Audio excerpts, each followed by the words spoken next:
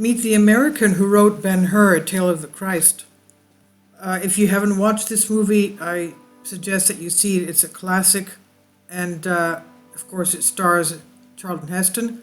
Judah Ben-Hur was the hero's name in the movie. And I don't know if you knew this or not, but he actually did ride the chariot in the chariot race. He actually drove the horses in the chariot race. It was not a double. So this fantastic classic. Union General Lew Lee Wallace was a lawyer, ambassador, and a true Renaissance man. According to Fox News on WND, Union General turned author and Christian soldier Lewis Wallace wrote two stories of redemption after the Civil War. Wallace scripted his personal deliverance following the national disgrace he suffered when he was wrongly blamed for the U.S. Army's tragic loss of life at the Battle of Shiloh in 1862. In his second tale of redemption, the Indian native wrote Ben-Hur, A Tale of the Christ, his thrilling and globally renowned biblical epic in 1880. That is when he wrote it, 1880. Now, Ben-Hur is one of the most widely read and influential books in history. It has sold some 50 million copies. According to data from Google Books, it's among the top 24 books of all time. He was a man of many talents, a true Renaissance man. Ray Boomhauer, author of The Sword and the Pen, A Life of Lew Wallace, told Fox News Digital. He dreamed of glory and lived a life full of adventures, triumphs, and tragedies. Wallace's tale of fictional protagonist Judah Ben-Hur, a Jewish nobleman forced into slavery during the time of Jesus Christ and the crucifixion, inspired what is perhaps Hollywood's greatest production.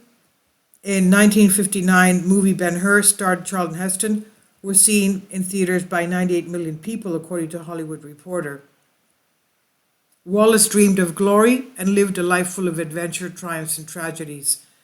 Now, this movie won 11 Academy Awards, since tied by Titanic and The Lord of the Rings and The Return of the King.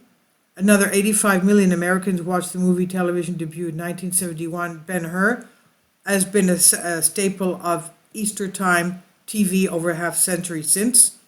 Wallace, from 1827 to 1905, did more than just serve in the Civil War and write a bestseller book. As the Civil War ended in 1865 after unspeakable human carnage, Wallace led the first leg of President Abraham Lincoln's funeral train procession from Washington, D.C. to Baltimore as throngs of despondent Americans lined the tracks. A lawyer before the war, Wallace also sat on the military tribunal that convicted 8 conspirators in the plot to assassinate President Abraham Lincoln.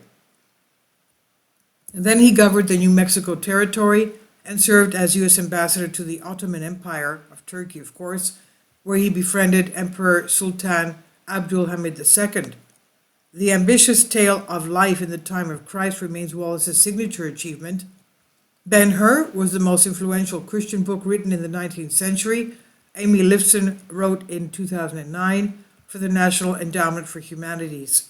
The book has never been out of print, she said. It outsold every book except the Bible until Gone with the Wind came out in 1936 and researched at the top of the list again in the 1960s. By 1900, it had been printed in 36 English language editions and translated into 20 others, including Indonesian and Braille. Scapegoat at Shiloh. Lee Wallace was born April 10, 1827, in Brookville, Indiana, to a political prominent family. His father, David, was West Point graduate. The elder Wallace became governor of Indiana and a U.S. congressman representing the Hoosier State in Washington, D.C. Wallace's mother, Esther, died when he was 7 years old. Dad, David, married a 19-year-old woman named Zerelda 2 years later. She was probably the best-known First Lady in Indiana history up until the 1950s.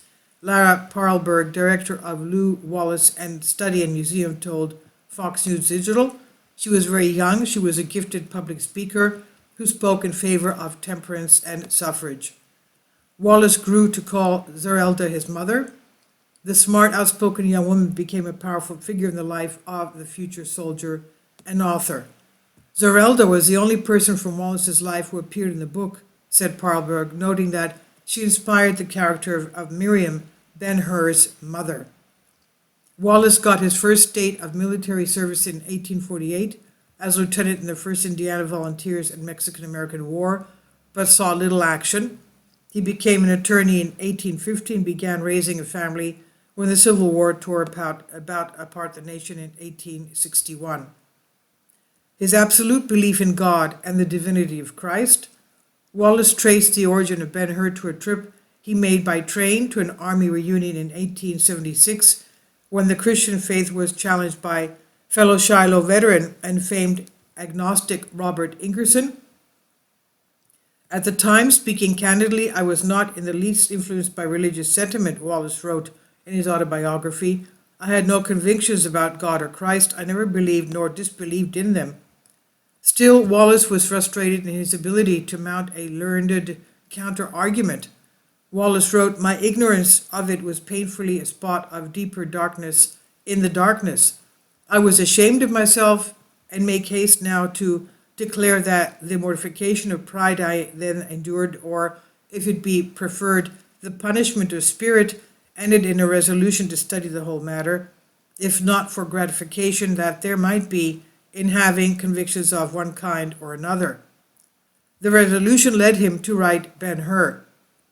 The process of creating Ben-Hur, the author wrote in 1899, resulted in a conviction amounting to the absolute belief in God and the divinity of Christ, according to Wallace Study and Museum website. But Ben-Hur is much more than a treatise on Christian redemption. It's a beautifully written book of literature providing insight into life in antiquity. It was based on years of painstaking research on everything from geography to flora and fauna to period construction.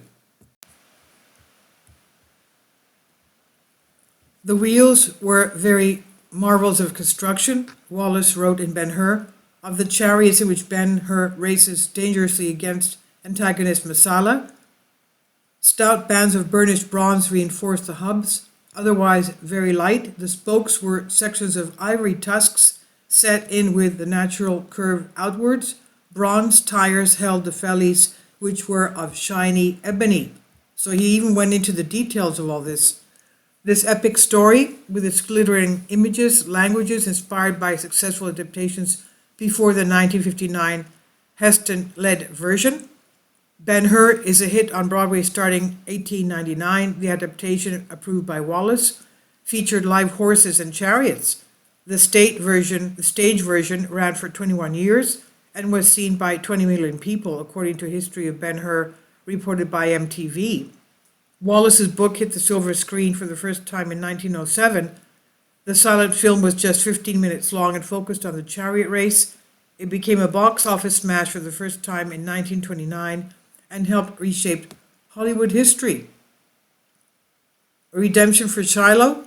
General Lewis Wallace died February 15, 1905 in Crawfordsville, Indiana. He was 77 years old. He's buried today at Oak Hill Cemetery, Crawfordsville, among other family members. And this is on Fox News and WMD. Please leave your comments. Thank you for your support. Kindly support my Patreon account.